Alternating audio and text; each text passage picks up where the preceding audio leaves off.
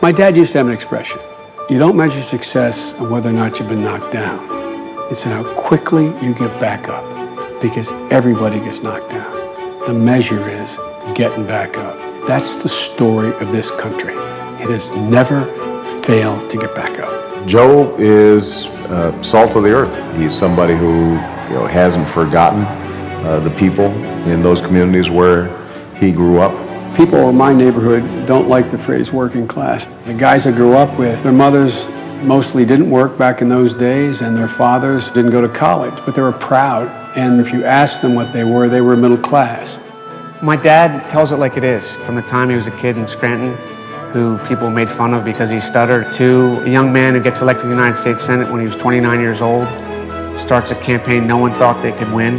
The thing that I'm proudest of is the fact that the people in the state of Delaware have elected me 6 times in a row, because I think they believe I haven't lost their voice. My dad experienced great triumph along with my family, but also great tragedy.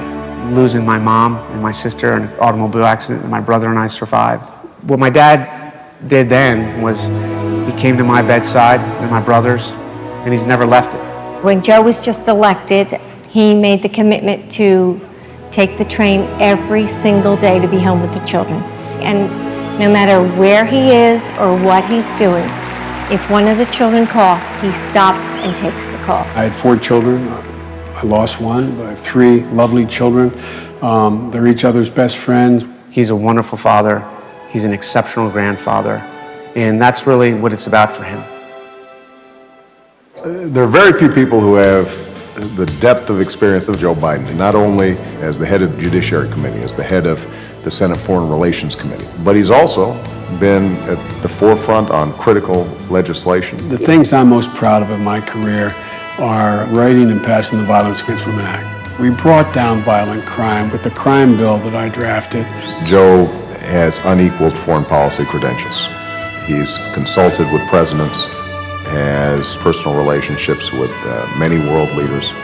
He's somebody who, on the Iraq War, was willing to speak out, and when he saw that the Bush administration wasn't using that authority properly. When you see the abuse of power, you've got to speak. Whether it's a parent slapping around a child, or a president taking a nation to war that cost lives that was not a necessary war. That's abuse of power. Joe is truly a leader, and I think he has such strength of character. I think people know that they can believe in him. They know that he wants change, and I think they know that the country will change with Barack Obama and Joe Biden. The most important thing that Joe offers is his honesty. And I can't imagine a more effective advocate in the vice presidency to bring about the changes that we need here in America. The middle class in this country has never been as unsure of their future, and we've never been as isolated. And if we don't change that in the next 4 years, we're locked in for a decade. And Barack Obama has been very explicit about how he's going to level the playing field for the firemen and the cops and the linemen and the salespersons and the nurses to improve their circumstance so their next generation is better off than they were. I think Barack and I will work as a team great. I can hardly wait to help him turn this country around.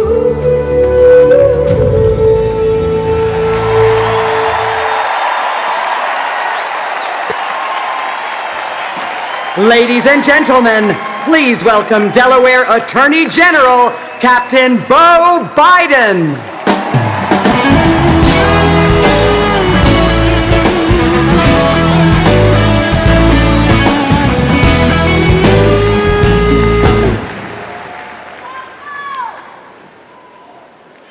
Good evening. I'm Beau Biden, and Joe Biden is my dad. Many of you know him as a distinguished and accomplished senator. I know him as an incredible father and a loving grandfather, a man who hustled home to Delaware after the last vote so he wouldn't miss me and my brother's games, who after returning from some war-torn region of the world would tiptoe literally into our rooms and kiss us goodnight, who turns down some fancy cocktail party in Washington so he won't miss my daughter Natalie's birthday. The truth is, he almost wasn't a senator at all. In 1972, shortly after his improbable victory, but before he took the oath of office, my father went to Washington to look at his new office space. My mom took us to go buy a Christmas tree. On the way home, we were in an automobile accident. My mom, Nelia, and my sister, Naomi, were killed. My brother, Hunter, and I were seriously injured and hospitalized for weeks. I was just short of 4 years old.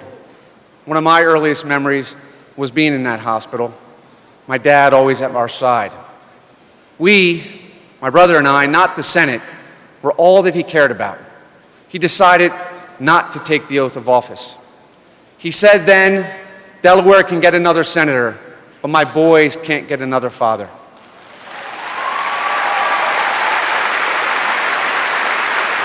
However, great men like Ted Kennedy, Mike Mansfield, Hubert Humphrey, men who have been tested in their own right, convinced him to serve. He was sworn in the hospital at my bedside. As a single parent, he decided to be there, to put us to bed, to be there when we woke up from a bad dream, to make us breakfast. So he traveled to and from Washington 4 hours a day. 5 years later, we, my brother, dad, and I married my mom, Jill.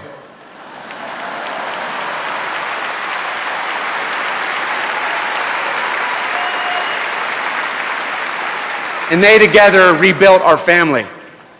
And 36 years later, he still makes that trip. So even though Dad worked in Washington, he's never been part of Washington. He always sounded like the kid from Scranton, Pennsylvania that he is. And even that is a story of overcoming. Now, some people poke fun at my dad talking too much. What a lot of people don't know, though, is that when he was a young boy, he had a severe stutter. The kids called him Dash, not because he was fast on the football field, which he was, but like a dash at the end of a sentence you can't finish. But now he speaks with a clear and strong voice. He says what needs to be said, and he does what needs to be done. When domestic violence was often a dark secret, Dad wrote the Violence Against Women Act, which gave countless women the protection and support and protection and a new chance at life. When crime was spiking in our communities, Dad wrote the crime bill that put 100,000 cops on our streets and led to an 8-year drop in the crime across America. And when Serbian thugs were committing genocide in the Balkans, Dad didn't hesitate to call Slobodan Milosevic a war criminal to his face, and to convince Congress and our allies to act. He's willing to speak truth to power, to the White House, and to world leaders. I know my father will be a great vice president. As I mentioned, my dad has always been there for me, my brother, my sister, every day. But because of other duties, it won't be possible for me to be here this fall, to stand by him the way he stood by me. So I have something to ask of you. Be there for my dad, like he was for me. Be there for Barack Obama, because our country needs him. Be there for both of them, because millions of families need to know that their best days aren't behind them, but are ahead of them. Be there for both of them, because millions of people are trying to overcome just like my dad overcame. Be there. Be there because Barack Obama and Joe Biden will deliver America the change we so desperately need. Please join me in welcoming my friend, my father, my hero, the next Vice President of the United States, Joe Biden.